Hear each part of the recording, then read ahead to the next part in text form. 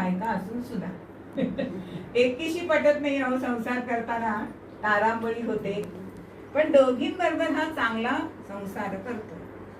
आता गुरूंनी सांगितल्याप्रमाणे हा गुरूंकडे येतोय आणि सांगतोय की असं असं ते वागतात, म्हणजे तुला यातला बोध कळला की नाही.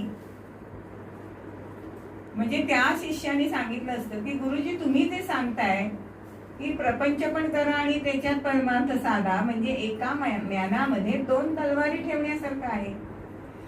मग हे कसं काय शक्य? मग त्या माणसाला जर 2 पत्नी एकाच वेळी नांदवता येत आहे, तर तुला का नाही ते जमणार? तरी सुद्धा याला उलगडात बोध झाला नाही. तेव्हा गुरु म्हणताय की अरे मी असं म्हटलं का, एकाच वेळी 2 तलवारी म्यानामध्ये ठेव. एक तलवार बाहेर काढलीस की दुसरी तू म्यानात ठेवू शकतोस ना. म्हणजेच याचा अर्थ काय आहे की दिवसभर तुम्ही संसार करा, प्रपंच करा, पण तो प्रपंच करताना मन आहे ना ते परमेश्वराच्या ठिकाणी ठेवा.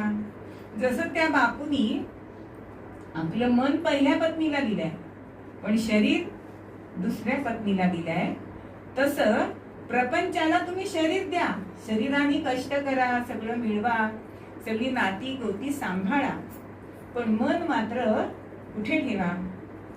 तर परमेश्वराची ठेवा. असा बोध देणारे सद्गुरू असतात.